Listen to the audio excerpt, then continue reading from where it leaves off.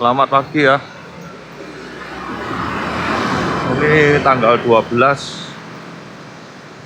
Juli. Pagi hari olahraga lah, jalan sedikit, cari makan.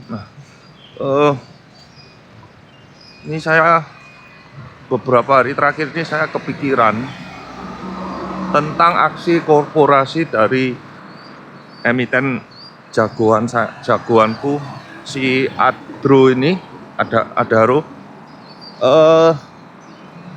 Dia memusnahkan saham treasury yang buyback-nya dulu gitu loh. Nah, ini sudah yang kedua kali ya.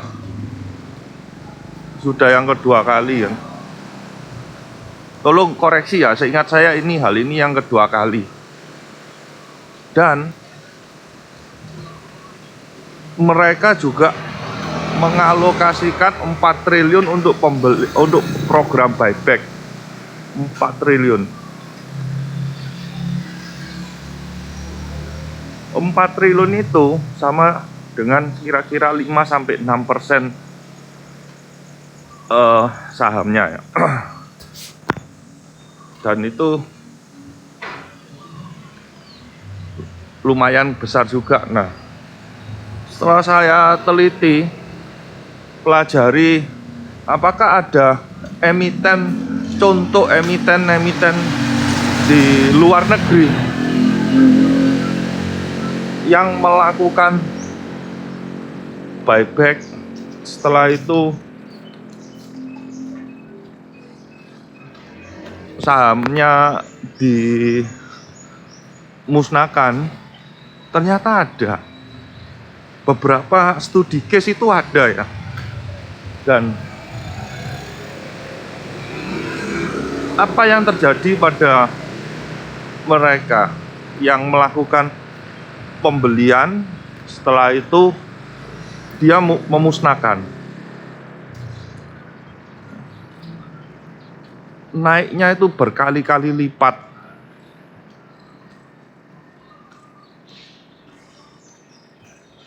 Enggak 100, 200, 300% enggak. Tapi berkali-kali lipat. Contoh yang paling ekstrim adalah Apple. Apple itu dia melakukan buyback itu sampai terus buyback sampai saham beredarnya itu berkurang setengahnya ya, sehingga valuasi dari perusahaannya itu naik berkali-kali lipat ya. Juga ada beberapa emiten yang lain bisa sampai 5 kali, bahkan bisa lebih. Nah,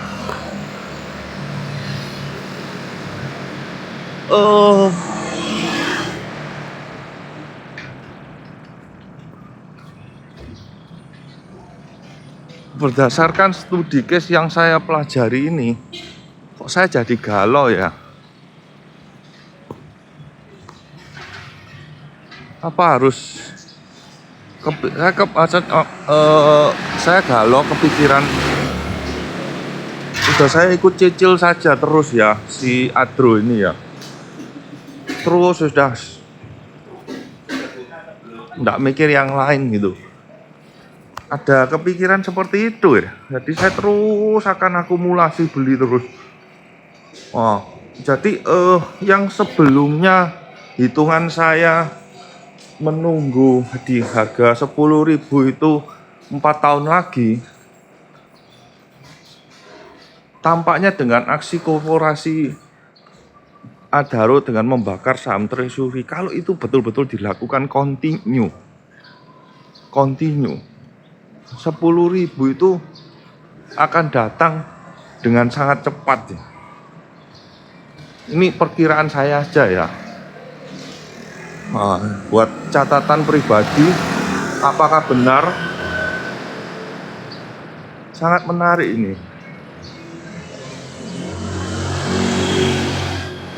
Dan di crash ini serangan dari MSCI downgrade ini dan lain-lain juga sudah terbukti kan, emiten Adaro goyangnya hanya tas ya, cuma set, berapa persen saja.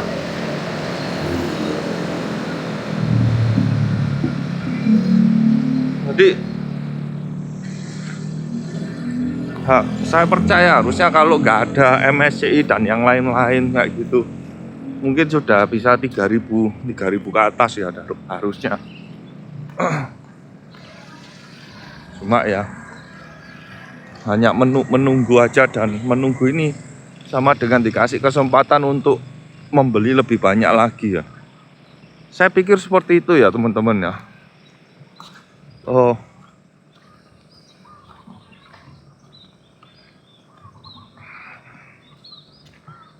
betul, ini saya betul-betul galau ya.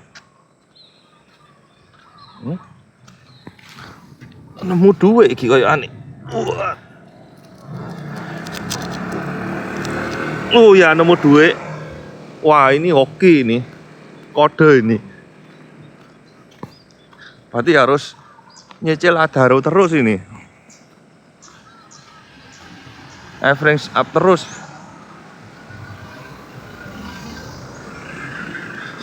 Wah. Biasanya itu kalau saya jalan menemukan uang itu berarti firasat saya atau prediksi saya itu besar kemungkinan bisa terjadi.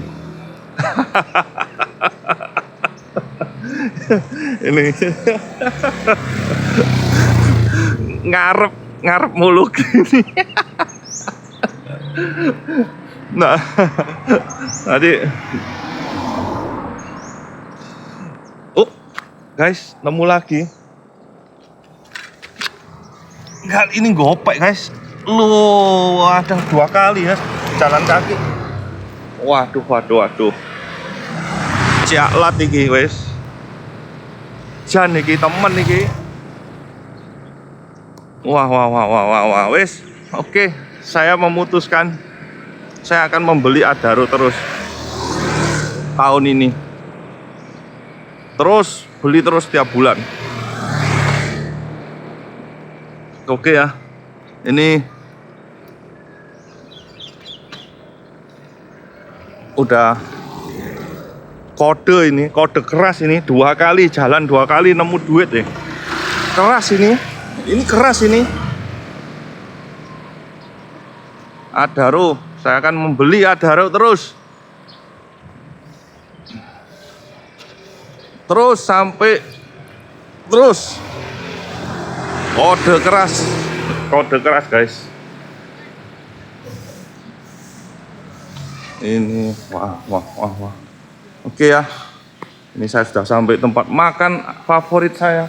Saya mau makan Pak, seperti biasa. Ya. Ini andalan saya ini, makan di sini pagi. Nah.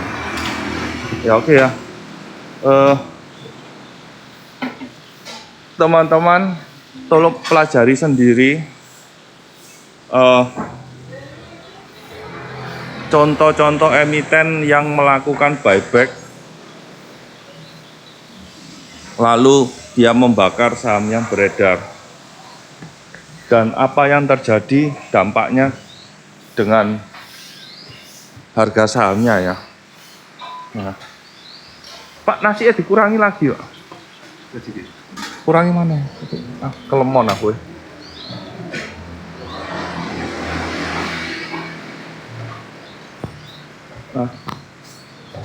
Nah. Oh, sangat menarik ya. Seperti biasa, kacang,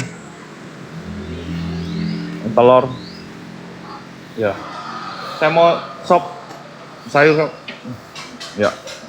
Nah. Oke ya teman-teman ya. Saya makan dulu. Ini adalah diari investasi saya tentang kegalauan saya dengan Adaro membakar lembar sahamnya untuk yang kedua kali. Ya, hampir. Kalau sekali mungkin oke ya, tapi ini kedua kali berarti dia harus konsisten ini, bisa dilakukan konsisten ini. Juga mungkin salah satu ini adalah kenapa Pak TP Rahmat menjual saham ESA-nya dan membeli Adaro. Oke ya, semoga ngarep mulu gini terjadi guys. Ini dapat 2 saya. Oke.